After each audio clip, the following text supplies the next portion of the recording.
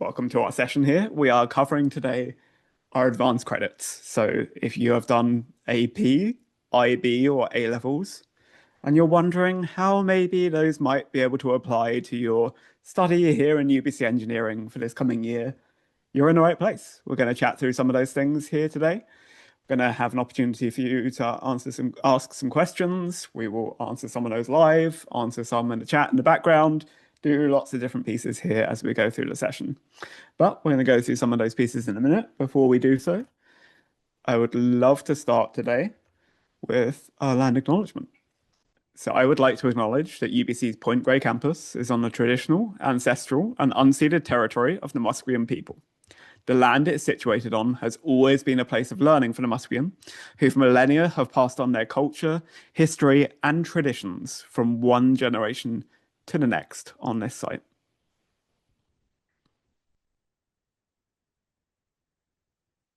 So, some introductions here to get us started. So, I am John. I am an academic advisor here in Engineering Academic Services. One of the lovely faces you see in front of you just here. I have highlighted myself in color as if you weren't seeing enough of me today, but just to highlight who I am, but also some of my lovely colleagues here in Engineering Academic Services who are here to support you. I will give a special shout out today to Jessica, who is in our chat and Q&A, supporting this session in the background. So if you are asking any questions throughout the session, Jessica will be working in the background here to answer any in text or let me know any that are coming ahead for our live Q&A session as well. So you may have already been in contact with us in Engineering Academic Services in your journey to get to UBC so far or over the last few weeks or months. We are truly here for anything we can do to help you. We really understand what it's like in terms of adapting to university. There will be lots of things coming for you, lots of things potentially on your mind, maybe while you're here today.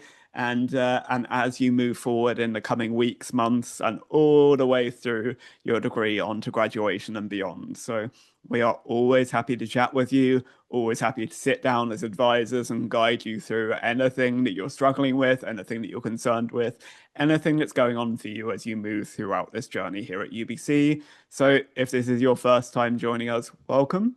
And if you have been interacting with any of us up to now, then welcome back.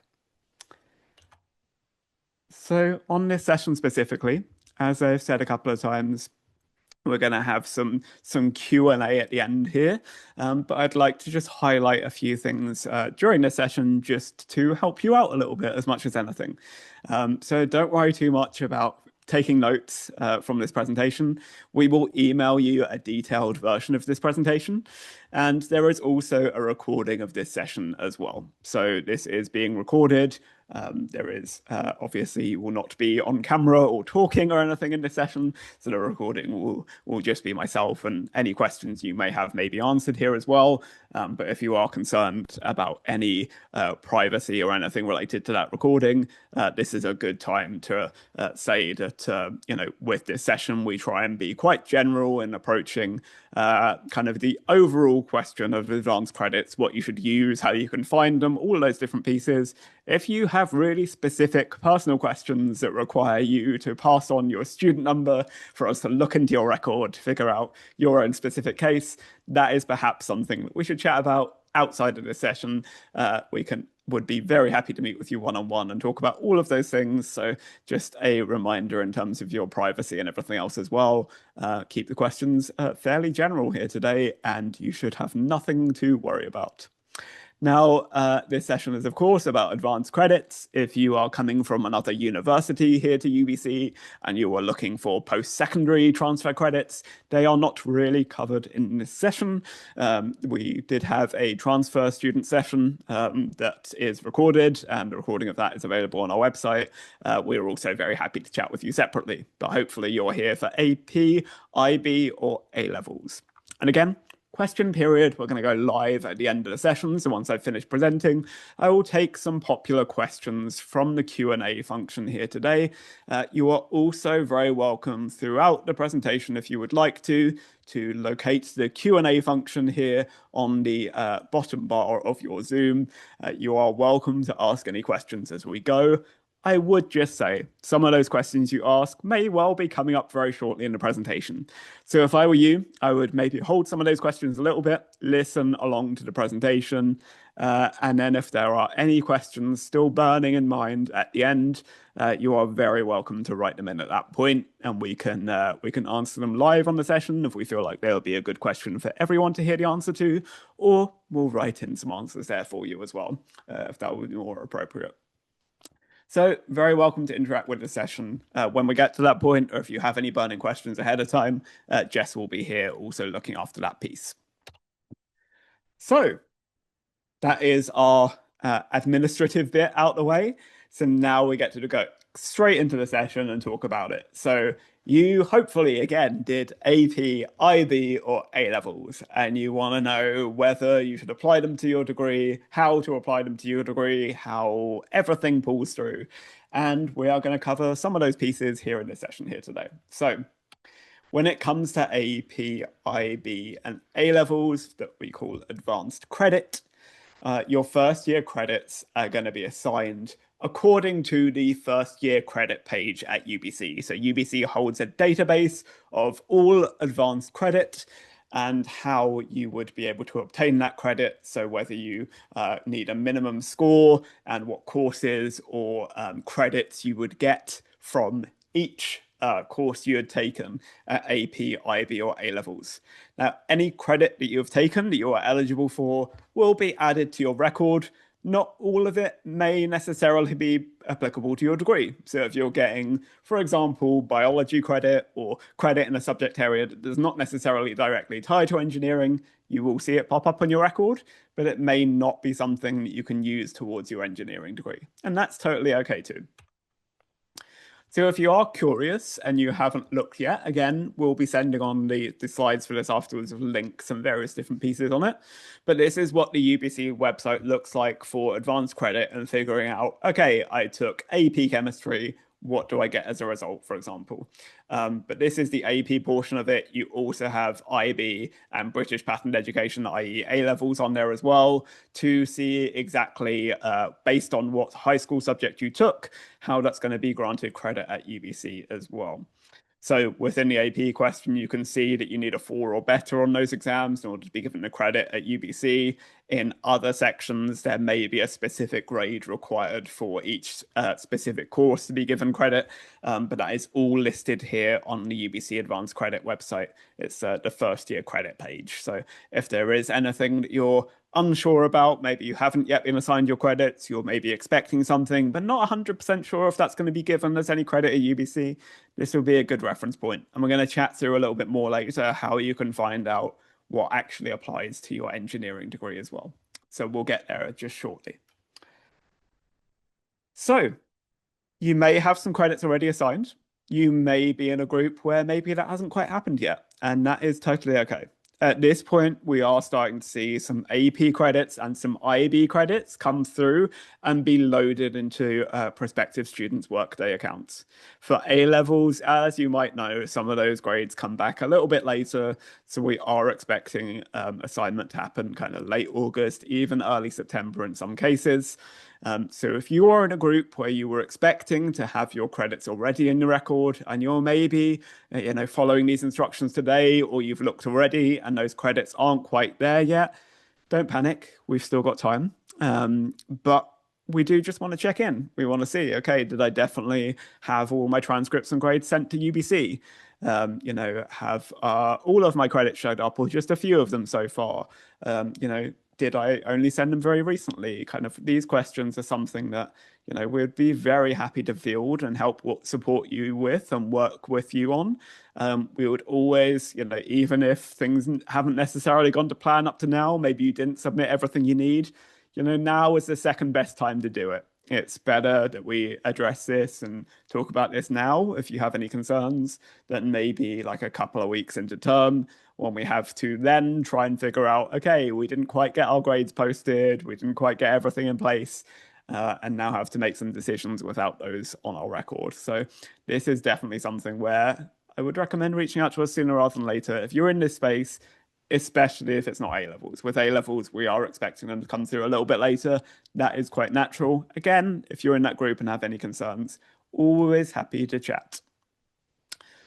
So, where can you find those advanced credits when they are posted? So, if you're not quite sure yet, or you just want to double check here, what you would need to do is go into your Workday account on myworkday.ubc.ca. Hopefully, something you're familiar with already. If not, it's something you will become very familiar with in the next little bit here. Workday being your main account at UBC alongside Canvas and various other pieces that you'll be involved in for different courses, but a great way of checking in on your academic progress as well as registering for classes and all of those other pieces there as well.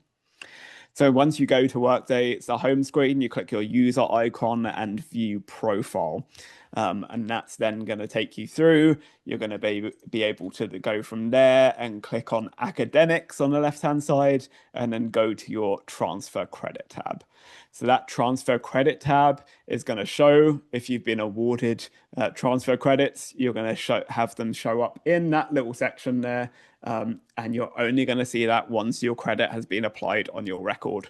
So again, if that's not showing for you, that's totally okay. Maybe you only sent your records fairly recently. Maybe things are still being processed.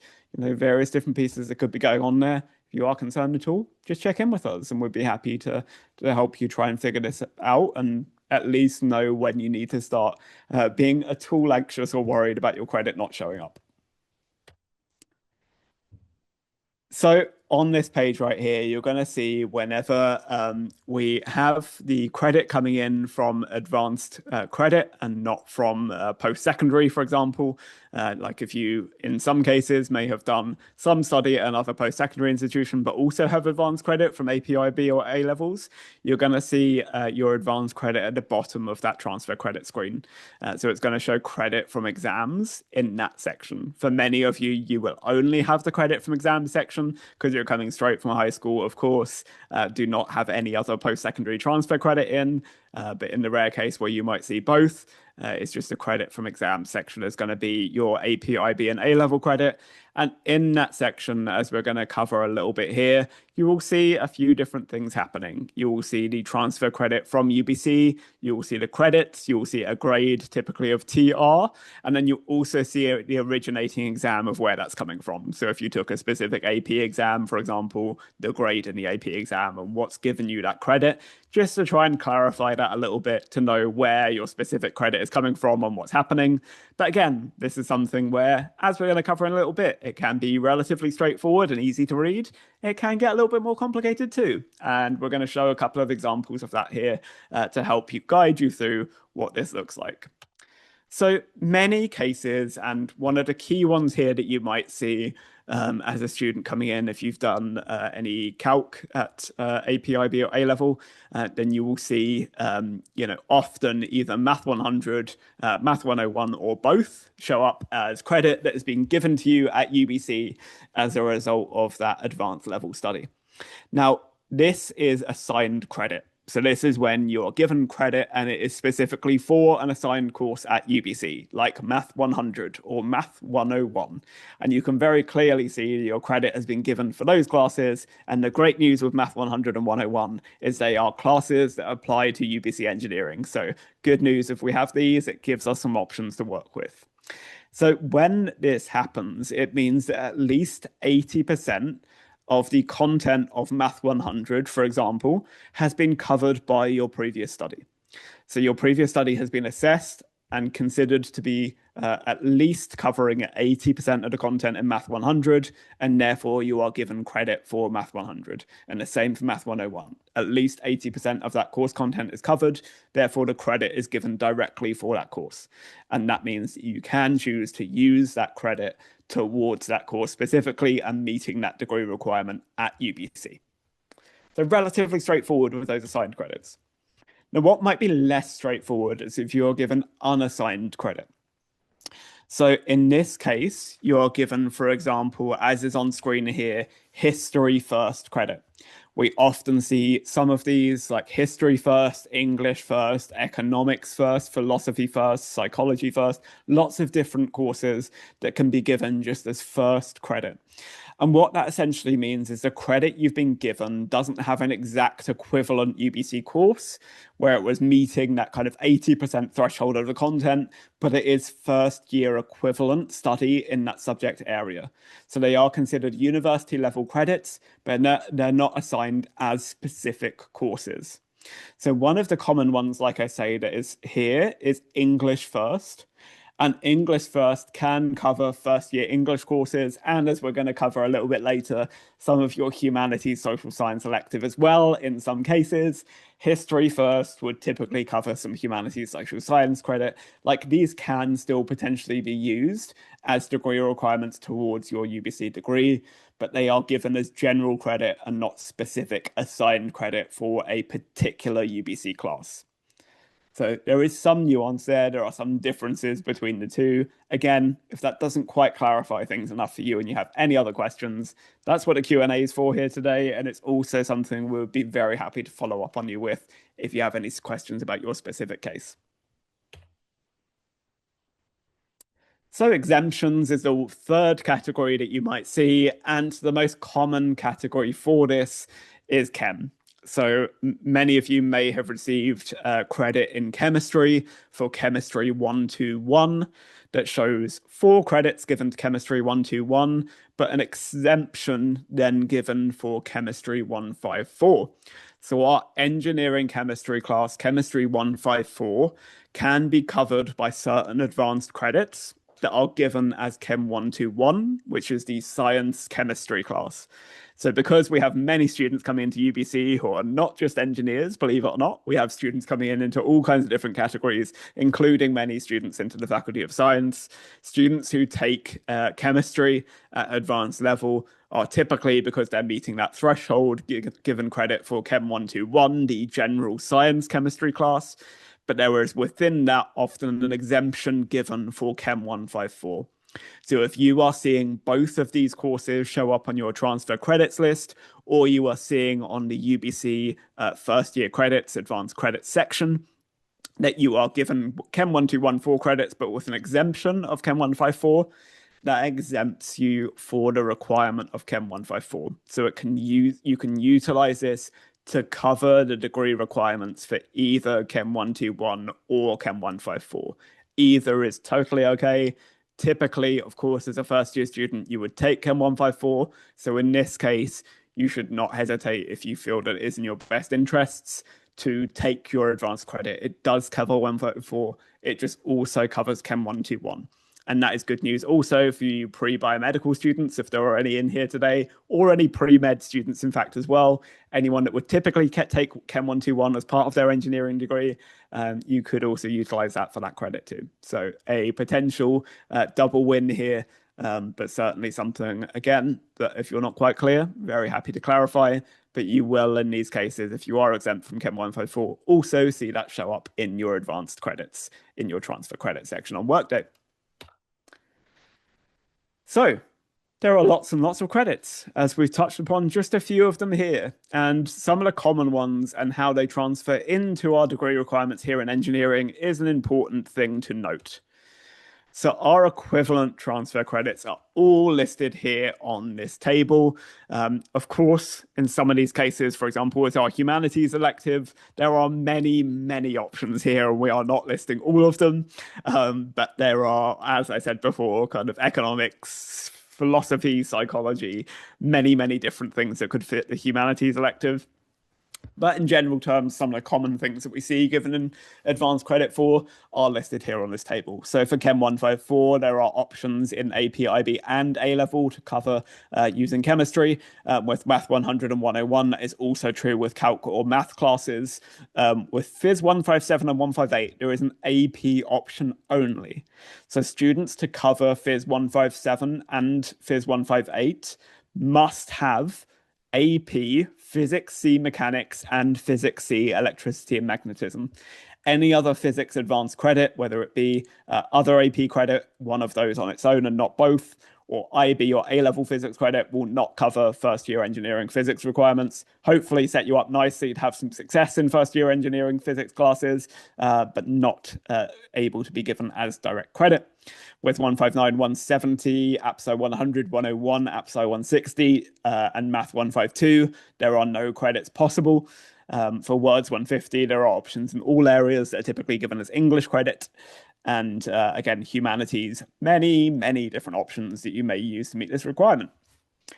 If you are unsure and you're finding your own specific course here, we also, on our own page, and again, a link will be provided as part of the full slides here for you after our session. You can visit our specific engineering advanced credit page where we have a table that you can search, where you can find any credit from AP, IB, and A levels that's been assessed previously towards any engineering requirement, and you can see exactly what engineering requirement is covered. So on screen here, we can see an IB credit given in Afrikaans, and that is 6 credits given as arts first. And essentially, of that credit, because this is language credit, we can use 3 of those credits towards our humanities social science requirement. So if you were to type in that you've done an IB in Afrikaans, you're going to see that you need the minimum score of 5. You're going to see what credit is likely to be given to you on Workday and how many of those credits can actually be applied and how they would be applied. So even though it's 6 credits, 3 of our humanities social science credits can be used towards humanities in languages specifically. So this would count for 3 credits of your applied science degree. You will see many other cases. Again, English is on there and a little more complicated, but it always in that APSI requirement covered is going to give you a little bit of a breakdown of exactly what that looks like. But English, we're actually going to touch upon very shortly here on my next slide too, to try and clarify that a little bit more for you. So, humanities, social science, and English. We're going to get on to some tougher decision making here as we go through the session, because of course, we're not just talking today about what you can use, the very specifics of these specific classes, but should you use them as well? Now, in the cases of humanities, social science, and English, it is relatively straightforward, I would say. If you've been given credits for these classes, I would say that these are more common and easier decisions to make to cover our degree requirements using the credits you've been given. One of the things that you may want to consider here as part of that, I touched upon briefly in the last slide, which is the language classes. So across your degree studies in engineering, you would take a total of 6 credits of humanities social science. So 2 courses, essentially, in most cases. 3 of those credits will be as part of your first year of study and 3 in an upper later year. Now, if you are taking language credit as part of that, for example, from your advanced levels, only 3 credits, even if you're given 6, for example, only 3 at any time can be used towards language courses of the humanities social science requirement. So that is true whether you are taking advanced credits or not. If you were taking your 2 humanities social science classes at UBC, only one of those classes could be languages, because only 3 credits can be. But certainly if you are seeing 6 credits come through from that Afrikaans credit that we looked at, you're only going to be able to use 3 of those because of the language requirement specifically, only being able to cover 3 of the 6 credits. Outside of that, if you've been given history first credit of 6 credits, for example, or one of those other humanities credits, those will cover your full humanities social science requirement in most cases. Again, you can always cross-reference against our table on our website if you're interested in your specific credit and how that might cover. Now, first year English, we do often see advanced credits covering first year English, most typically English first, but also sometimes WRCM first as well. If you use your advanced credit, Workday is not going to necessarily read that immediately as covering your English credit for Words 150, the typical English requirement in first year. So you're very welcome to check with us. You're very welcome to have a conversation around this. We will need to override that on your record to show that you are using your advanced credit. That is not going to block you from moving forward in terms of moving into second year. Your credit is okay to be used. You are totally fine. But one thing you will need to bear in mind is when you go and register in courses in the future, for example, in your second year, that typically require Words 150 as a prerequisite. So there is like a technical communications course as part of most second year programs, for example, that requires Words 150B. If you use your advanced credits, you may need to work with the department to get yourself registered. And that is not to say that you are in any way ineligible to take those classes. You are absolutely going to meet the requirements. You're absolutely going to be eligible for any classes that require Words 150 by using your advanced credit. However, that being said, it won't automatically see that on the system. So when you go to register that class, it's not going to read that you have the Words 150 prerequisite, and therefore you're very likely to need to speak to somebody in the department to issue you a registration token that will then override that prerequisite and allow you to register the class. So just something to bear in mind here as you move forward.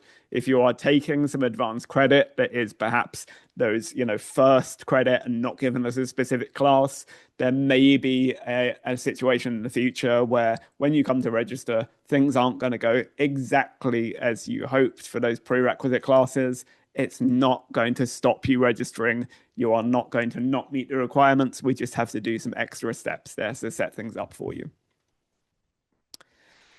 Now, as I touched upon, let's say you did AP Biology here. You're going to have credit come through for Biology 111, 121, and 180.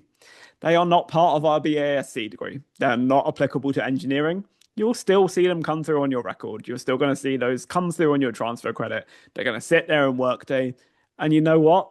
You might in the future decide, I want to do a biology minor, or I want to use those credits as a prerequisite for a second year biology course that's really interesting to me, or whatever that looks like, right? It could still be useful. Maybe you want to go to med school. Great. It's on your record. Perfect, right? There are many different situations that you may still use this credit for whatever reason, but also equally many that you may not.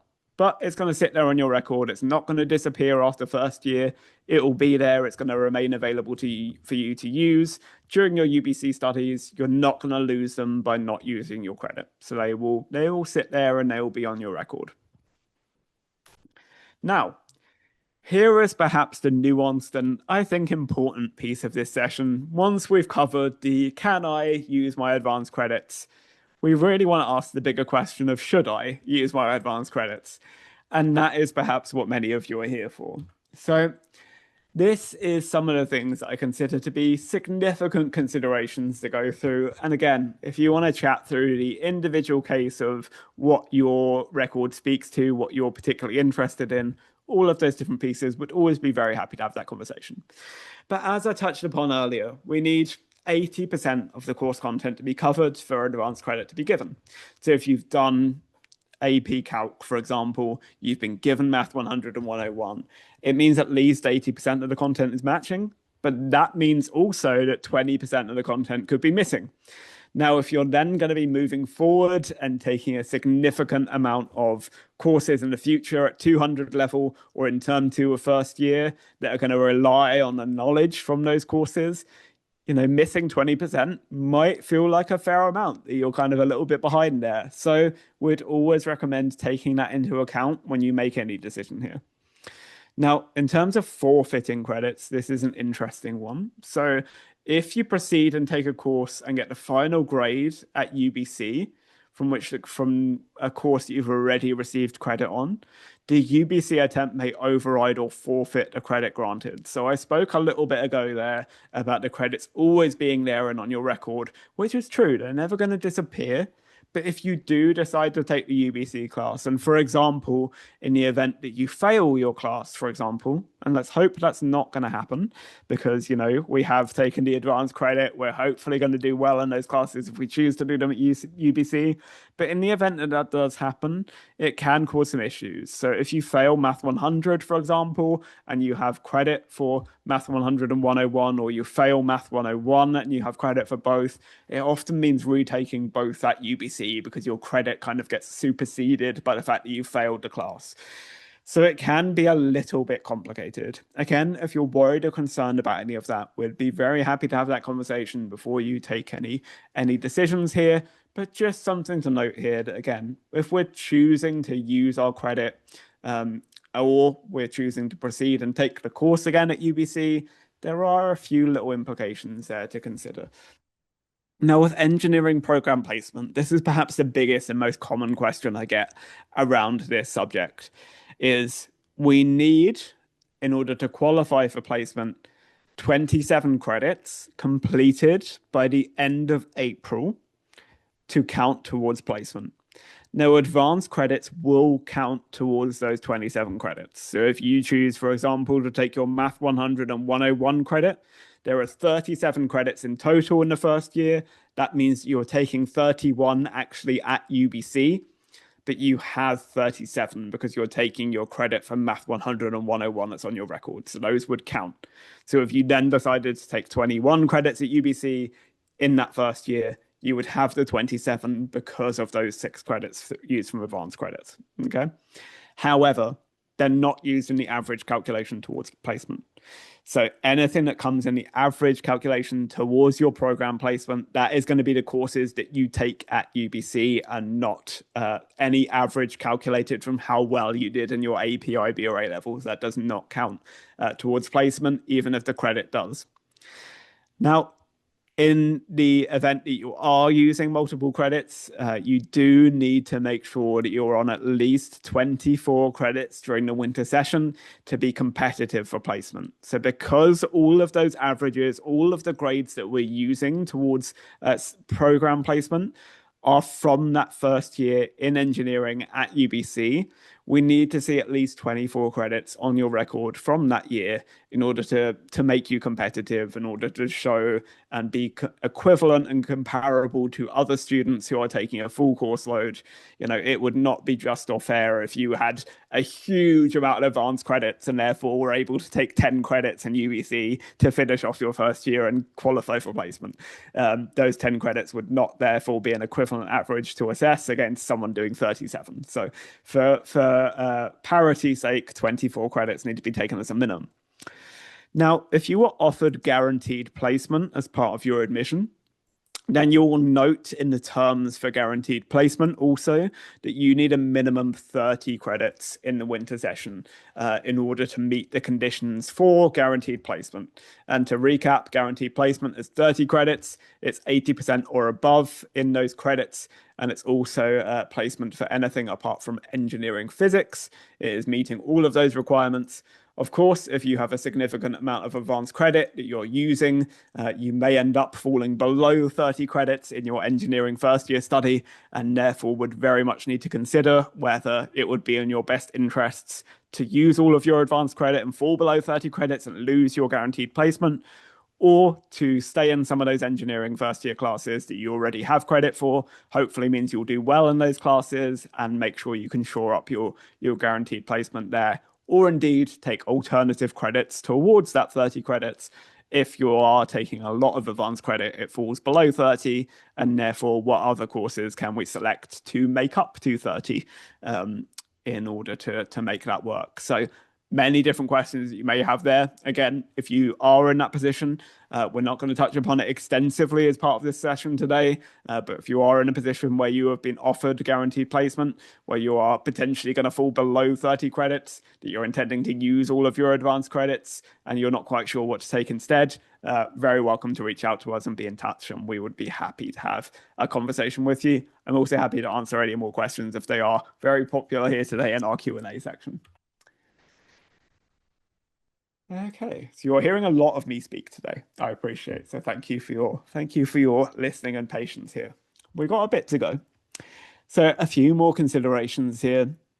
Obtaining knowledge. I touched upon this very briefly, but if you drop your UBC course and use your advanced credit, you've got only that 80% of content basically potentially covered. You're also taking a year away from that content as well, potentially, where maybe you then haven't done calc in a year or even 2 years if you did any of your AP, IB, or A levels a little bit early.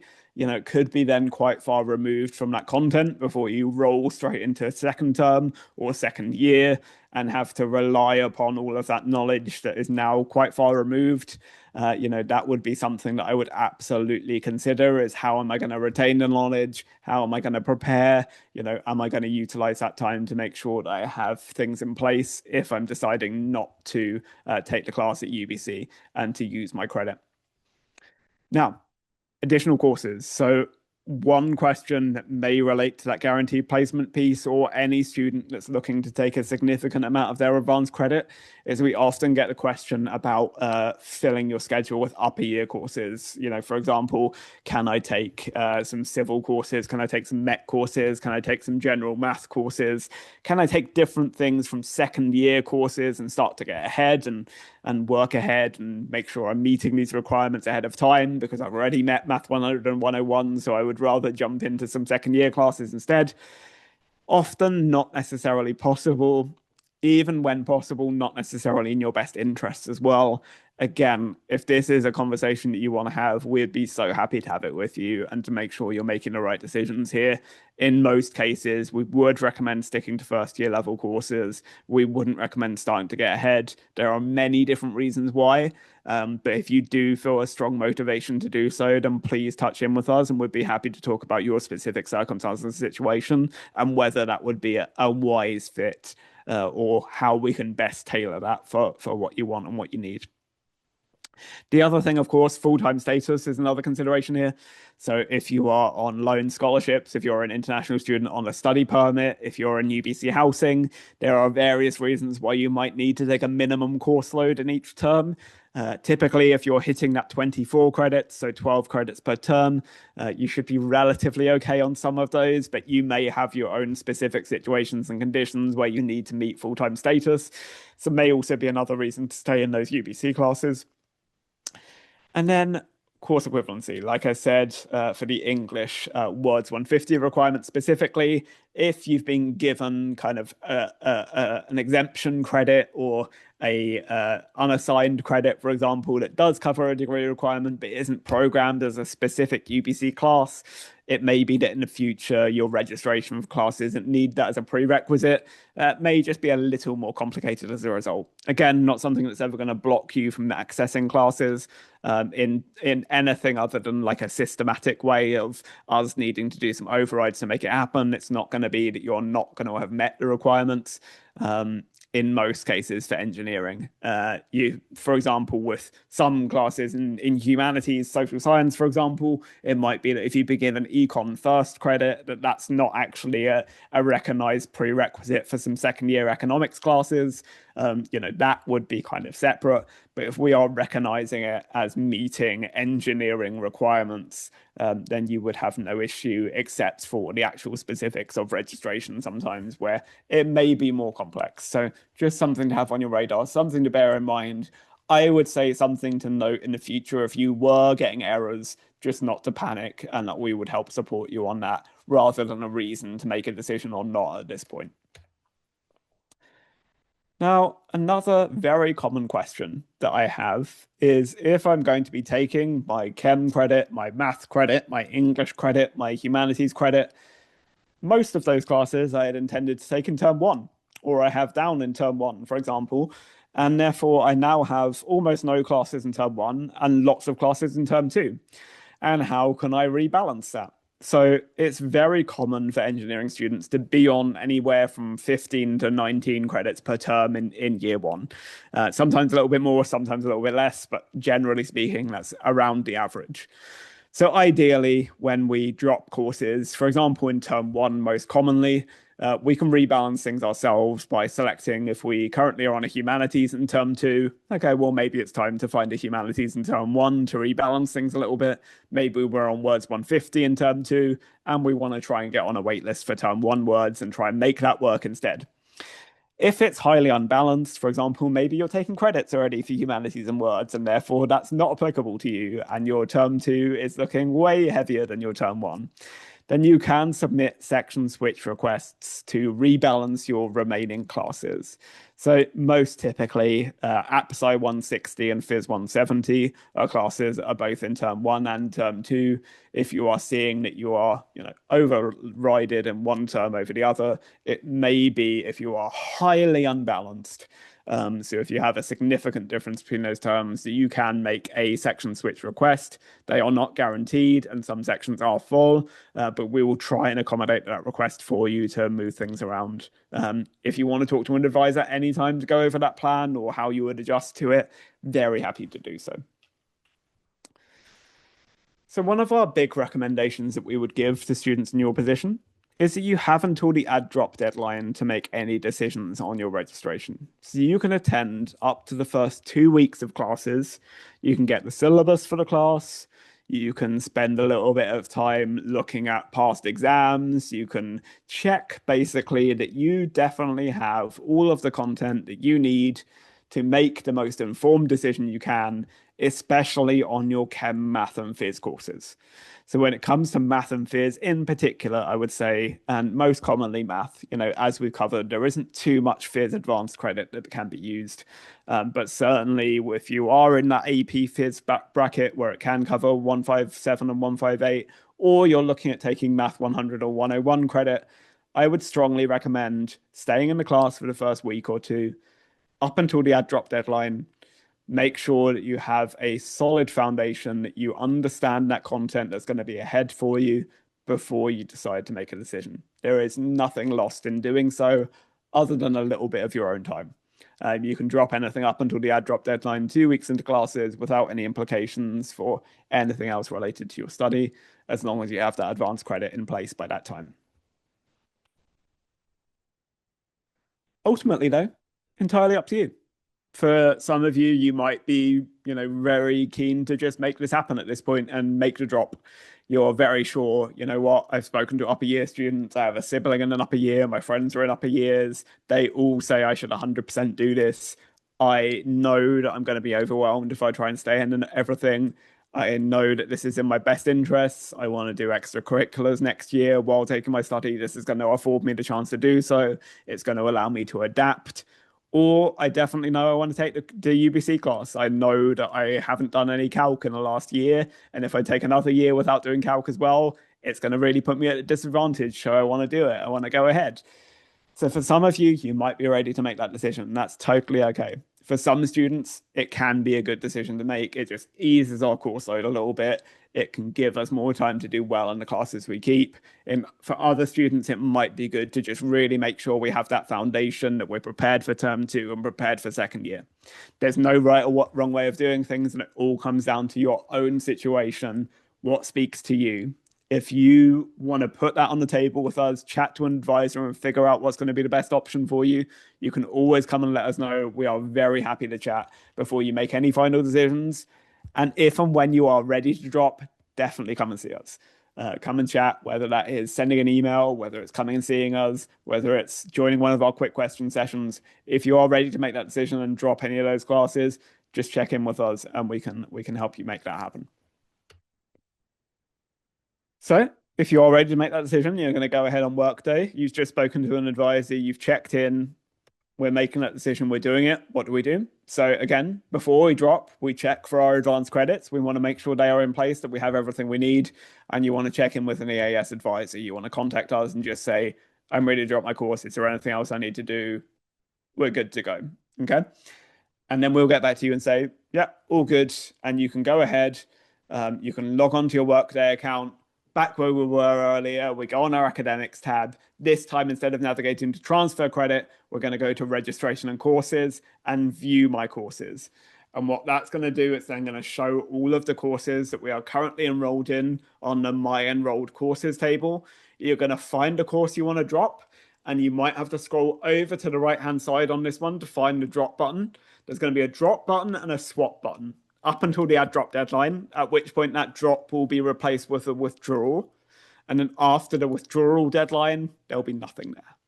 and you'd have to come to an advising office if you have any issues. However, at this time, ahead of the ad drop, there's going to be that drop button ready for you. It's going to take you to another screen where you're going to confirm that that was definitely the course you wanted to drop, that you didn't click on anything by mistake, and you want to just double check that you're dropping the right course, you're not dropping any other engineering requirements that you don't have credit for accidentally. And then you would click the OK button once you've ticked the confirm to drop the class. And that is all you would need to do.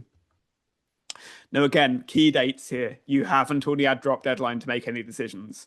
For term one, that is September 15th, so it's 2 weeks into classes. For term two, it's January 16th. Those are the big two dates. There are also a few full year courses, none within engineering first year, but could be if you're taking specific humanities or doing something else, could be applicable to you. Those don't have their own specific date as well.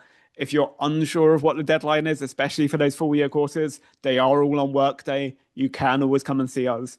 But term one pretty firmly holds at September 15th, term two at January 16th. So 2 weeks into classes. Just make sure you make any final decisions on your registration before those dates. So if you've dropped your credit and it doesn't show up on your APR, you are looking at your academic progress report, you're expecting when you dropped your credit to see Chem 154 as completed and showing pulling your advanced credit in, and something's not happening. Now, most typically, this is going to happen with your humanities, social science, or English credit for the reason I talked about earlier, where it's given as unassigned credit and we need to manually pull that in somewhere, and that is totally okay. We're going to work on those throughout the fall of 2025 to get the updates in. And we also, most importantly, do checks ahead of your final year. So whenever you're getting into what we anticipate to be your final year of study before you graduate, we do checks of all your progress reports, and we let you know if you're still missing any requirements from for English or any of your first year requirements, and your program would let you know the same about your program requirements. So we do checks of these things if anything's missing at any time, but you're always very welcome to check yourself, to get in contact with us if anything isn't quite what it seems, you have any questions about anything, or you just want to check that everything's in order. Very welcome to come and see us anytime. We're happy to check through things for you to make sure you're making the right decisions. Or once you've made the decision, if you're concerned about anything, just come and chat. We'd be very happy to answer anything. And with that in mind, now I am here very happy to answer anything. So you are very welcome now to use the Q&A function to ask any questions that you might have. We will stay on until the end of the session here, so about 12 minutes time to answer anything that comes in. Again, please, any general questions would be very welcomed here. Anything today that you would like to know more about, any questions that you have, very happy to answer those and cover anything today. Yeah, very happy for you to do so. It's all via the Q&A function. So you just want to type a question in there in the Q&A. You can also upvote other people's questions if you think they are particularly good and you would like to hear an answer on those. And again, if you do have anything that's perhaps more specific to your own individual case, we would very much welcome you to speak to an advisor one-to-one. I'd be very happy to do so. Just give a minute or two for questions to start coming in.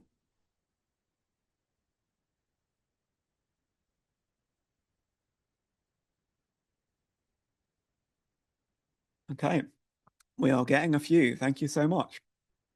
So first one here that I will answer live. Is there a tuition payment due on the 2nd? Would it be preferable to drop my courses to avoid paying for the advanced credits courses? Thanks. That's a really good question, and thank you for asking it. So when it comes to tuition payments, you are always very welcome as well to check in with your enrollment services advisor. They deal with everything when it comes to tuition and anything that's due and any questions you might have around that, or how refunds would be given, for example, if you were to drop a credit after making payment. They'll be very happy to navigate that through with you. But if that is a strong consideration for you, that absolutely might be part of your thinking here.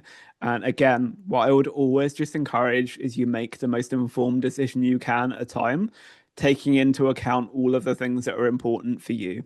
So absolutely, that could be part of it for you, is that you want to make sure that things are done ahead of that deadline, so your payments are all lined up for the courses you're expecting to actually take for year one. That's totally okay if that's the case. I would just encourage you in that case. Maybe you try and speak to an advisor before then.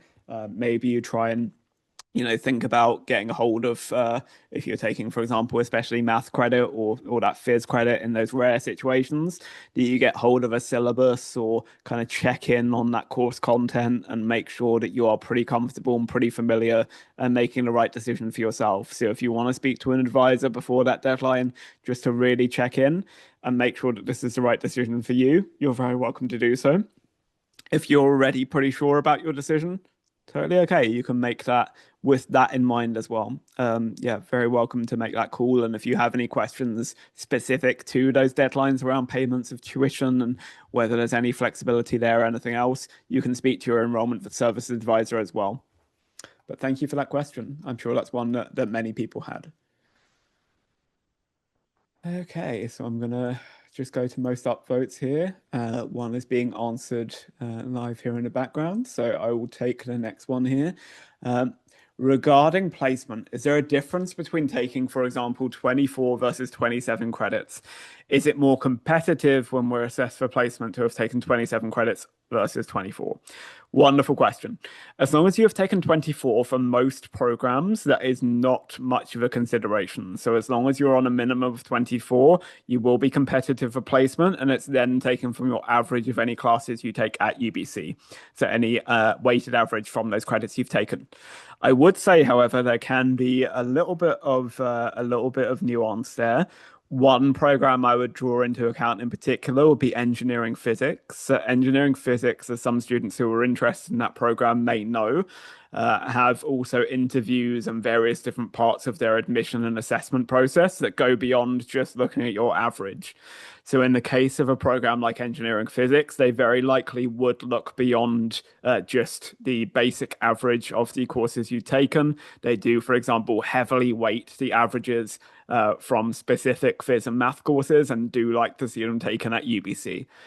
So I would suggest that if you are particularly interested in engineering physics specifically, that you do potentially, either get in contact with the engineering physics department or at least consider that as part of your decision making.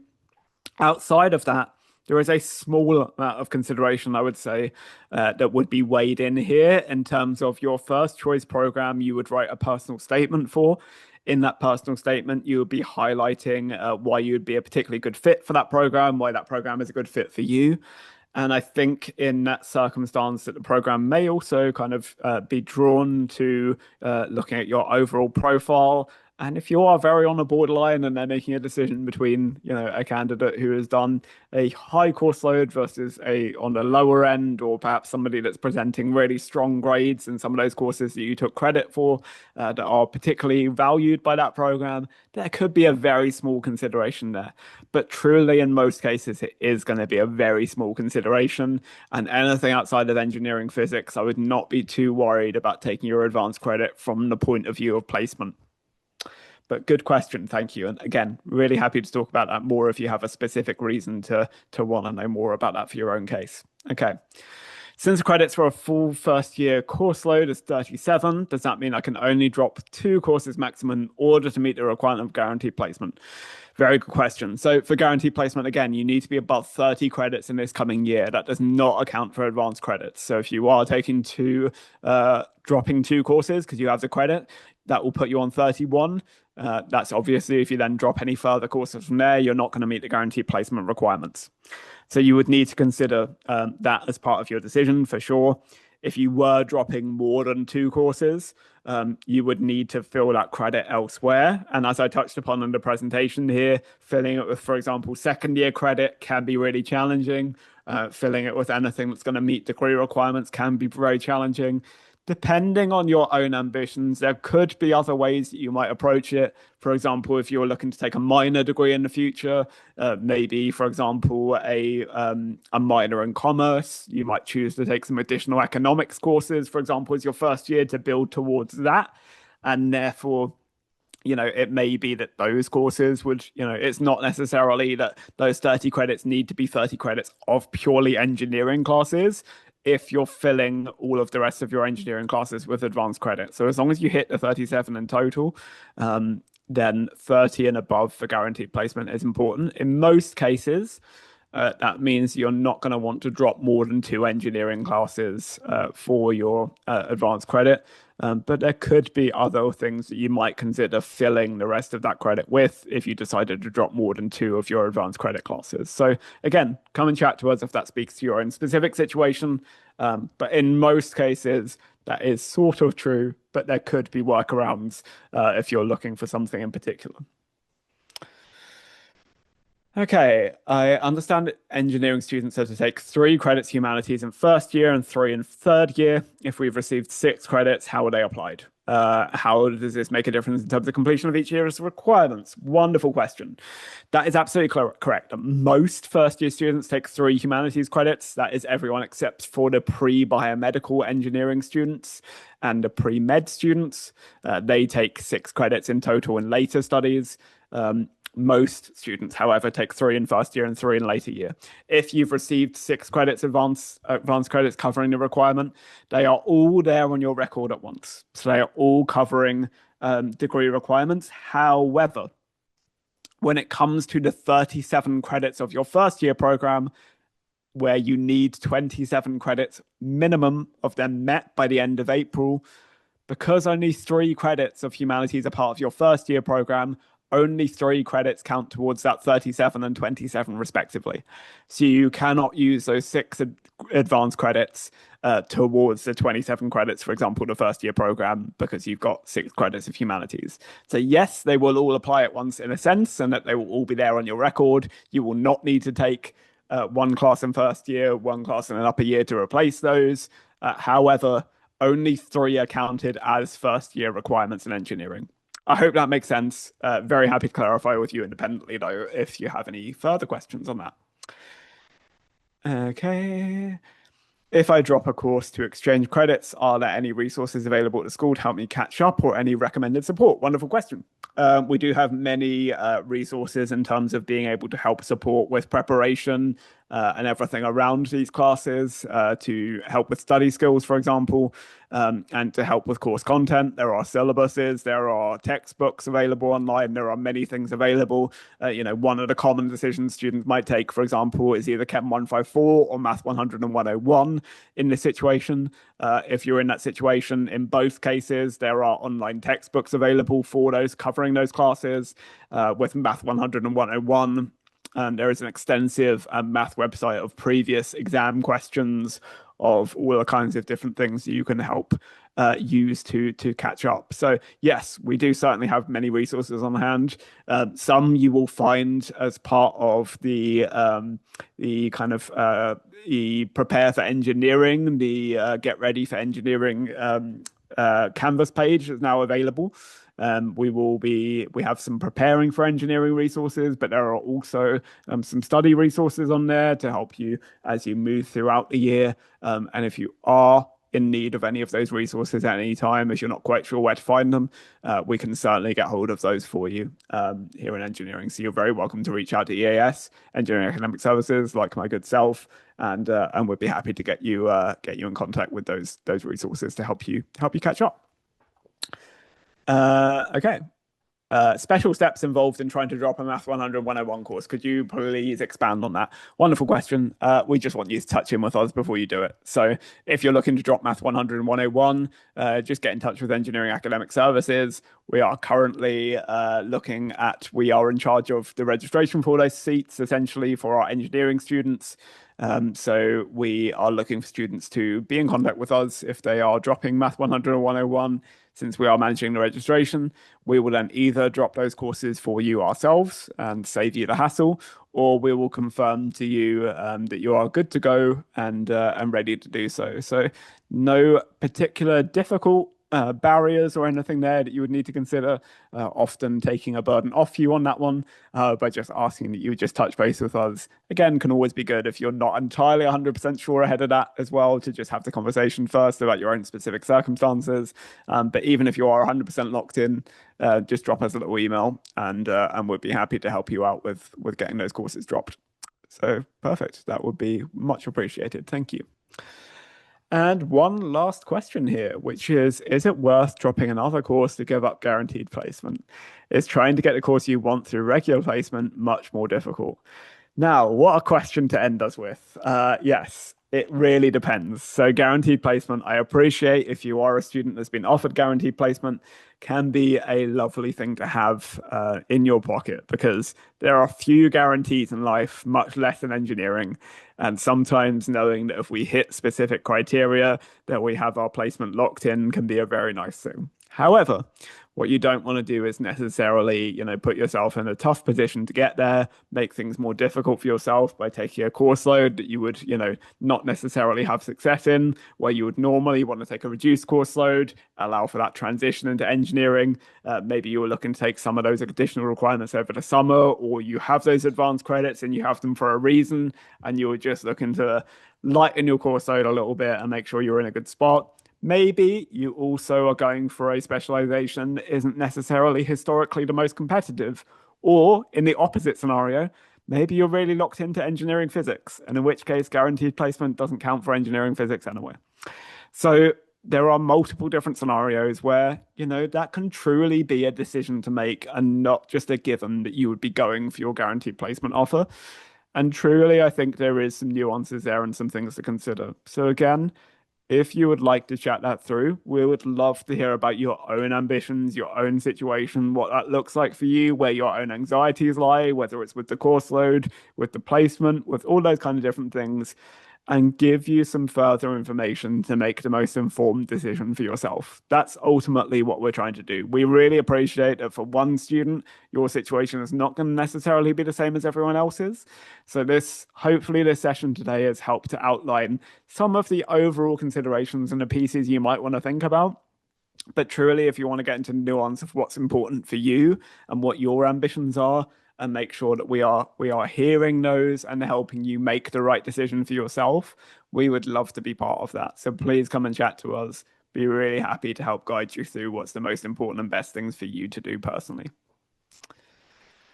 With that in mind, that is the end of all of our questions here today. Thank you to those of you who stayed on an extra couple of minutes here today while we got finished up. And overall for joining us. It was very much appreciated here, spending time with us on a afternoon here today, or whatever time zone you're in, perhaps a different time of day. But we cannot wait to see you all at the start of term. Thank you again for spending the time here today. And again, very welcome to come and chat in any way that feels good for you. If you have any other questions that are perhaps more specific to your own case, or you just want to talk through anything ahead of the start of term, or when you arrive with us. So thank you all so much, and have a lovely rest of your day.